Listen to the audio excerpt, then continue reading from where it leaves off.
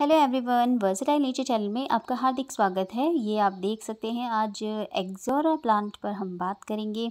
और एक्सोरा के जो फ्लावर्स है ये लगे हुए हैं, आप देखिए कितने सुंदर से फ्लावर्स है और बहुत अच्छे बंच में आए हुए हैं। और अभी इनका समर सीज़न जो है बहुत अच्छी फ्लावरिंग का सीज़न है। और एक्सोरा में भर भर के फ्लावरिंग होती है इस टाइम पे, और बहुत सारे एक एक बंच में कम से कम 200 से 300 फ्लावर्स आते हैं।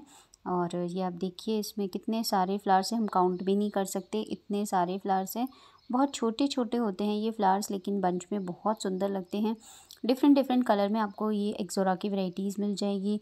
मिनी एक्सोरा भी आता है और इस तरीके का एक्सोरा भी आता है। ड्वार्फ वैरायटी वाले एक्सोरा भी मिल जाएंगे। बहुत तरह के आजकल एक्सोरा आपको फ्लावर्स मिल जाएंगे और कलर्स भी बहुत सारे मिल जाते हैं। येलो है, पिच है और रेड है।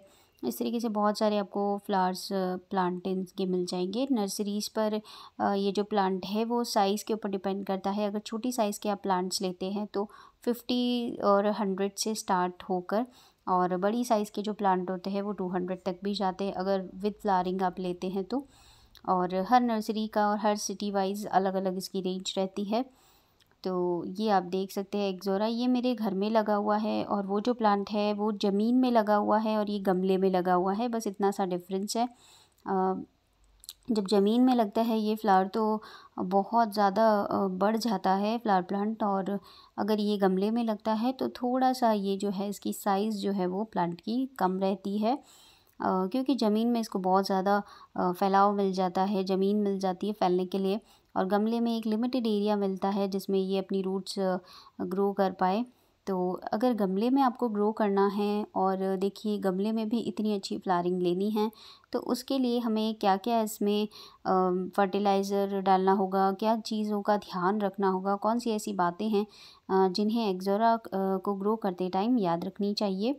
और समर्स में स्पेशली इसमें बहुत ज़्यादा फ्लावरिंग लेनी है तो उसके लिए याद रखनी चाहिए। तो सबसे पहले जो इसकी आप सॉइल मिक्स बनाएं, अगर आप गमले में लगा रहे हैं तो आपको बहुत सारी चीज़ें ध्यान रखनी पड़ेगी। लेकिन जब आप ज़मीन में डायरेक्टली लगाते हैं तो ज़्यादा कुछ बातें इसके लिए ध्यान नहीं रखनी पड़ती। ये बहुत अच्छे से ज़मीन में ग्रो हो जाता है और बहुत हैवी फ्लावरिंग करता है। तो अगर आपको इसे लिमिटेड एरिया में बोना है और गमले में लगाना है, ग्रो करना है, तो उसके लिए सबसे पहले आपको इसकी सॉइल मिक्स जो होती है वो बहुत अच्छी लेनी पड़ती है। रिच सॉइल मिक्स लेनी पड़ती है, वेल ड्रेन सॉइल मिक्स लेनी पड़ती है। क्योंकि ये जो फ्लावरिंग प्लांट है ये बंच में फ्लावरिंग करता है और हैवी, एक तरीके से कह सकते हैं हैवी फर्टिलाइज़ करना पड़ता है इसको थोड़ा सा, ताकि ये समर्स में बहुत ज़्यादा अच्छी फ्लावरिंग कर पाए।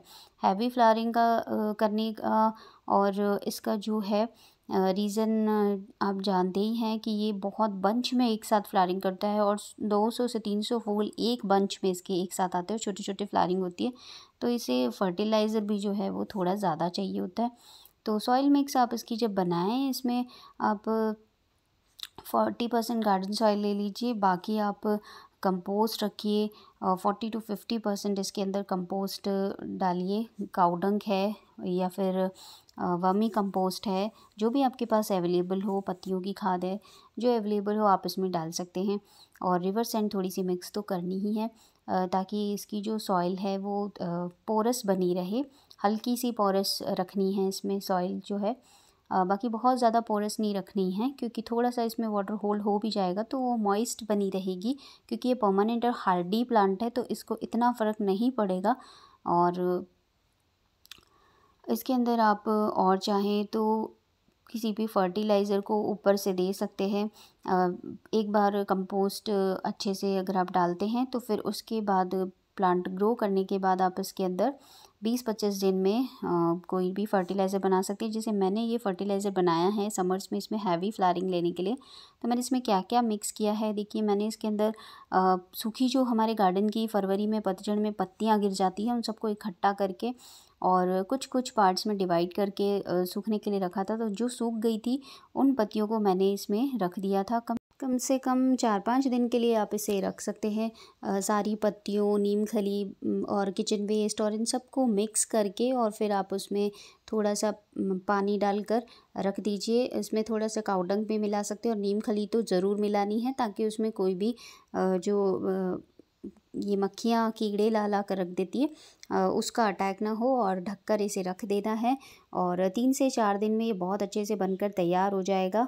और फिर इसके अंदर अगर आप 1 मग ये फर्टिलाइज़र ले रहे हैं, लिक्विड फर्टिलाइज़र, तो आप इसमें 10 मग जो है पानी लीजिए, 10 गुना पानी मिला के और बिल्कुल पतला करके इस लिक्विड फर्टिलाइज़र को दे सकते हैं। उसके अलावा एक्ज़ोरा को एसिडिक सॉइल पसंद होती है, तो ये मैंने नींबू का एक फर्टिलाइज़र बना के रखा है, जिसमें बहुत सारे नींबू पानी में भिगो के और रख दिए थे।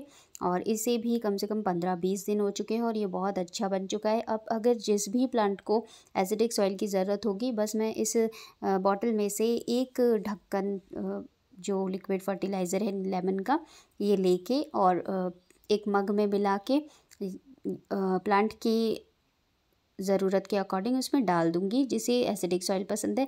और ये है किचन वेस्ट कंपोस्ट, मैंने लिक्विड कंपोस्ट बना रखा है। ये आप देख सकते हैं, सारा जो किचन वेस्ट होता है मैं अलग अलग डिब्बों में बंद करके रख देती हूँ और उसमें थोड़ा सा पानी डाल देती हूँ, ताकि वो बहुत अच्छी जल्दी तैयार हो जाते हैं। 5 से 6 दिन में बहुत अच्छे से तैयार हो जाते हैं। ये टेम्परेचर पर डिपेंड करता है, कोई 3-4 दिन में तैयार हो जाता है, कोई 5-6 दिन ले लेते हैं। तो इस तरीके से आप 10 गुने पानी में मिलाकर इसे दीजिए, ताकि ये बहुत ज़्यादा हैवी भी ना हो प्लांट्स के लिए और बहुत अच्छे से एब्जॉर्ब भी हो जाए। तो ये अभी देखिए, अभी जो फर्टिलाइज़र है ये पूरा इसके अंदर लिक्विड फर्टिलाइज़र एब्जॉर्ब हो जाएगा। और ये एक्ज़ोरा प्लांट के लिए बहुत ज़्यादा ज़रूरी है। अगर आप इस तरीके से नहीं देते हैं तो आप काऊ डंग का लिक्विड फर्टिलाइज़र भी बना के दे सकते हैं। समर्स में हैवी फ्लावरिंग के लिए इसे थोड़ा सा जो है ज़्यादा फर्टिलाइज़ करना पड़ता है, लेकिन 20-20 दिन के गैप में आप ये काम करें तो ज़्यादा अच्छा रहेगा। 10-20 दिन का गैप रहता है तो प्लांट को वो चीज़ मिलती है जो भी आप फर्टिलाइज़र दे रहे हैं। अगर आप बहुत ज़्यादा फर्टिलाइज़र गैप में नहीं देंगे, जल्दी जल्दी दे देंगे, तो वो प्लांट्स जो पहले वाला फर्टिलाइज़र है वो भी एब्जॉर्ब नहीं कर पाता। तो थोड़ा सा गैप रखिए 2 फर्टिलाइज़र को देने के बीच में।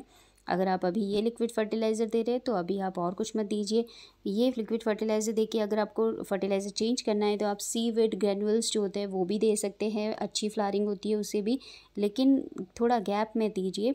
10-15-20 दिन का गैप दे दीजिए, उसके बाद दीजिए, तो उससे बहुत अच्छी हैवी फ्लावरिंग होती है। उसके अलावा मैंने जो एक एक्सपेरिमेंट किया था, गमले में मैंने साइड में एक फिटकरी का छोटा सा टुकड़ा रख दिया था, क्योंकि मैंने जो है एप्सम सॉल्ट मुझे नहीं मिला, तो मैंने फिटकरी का एक छोटा सा टुकड़ा जो है अपने गमले में साइड में रख दिया था।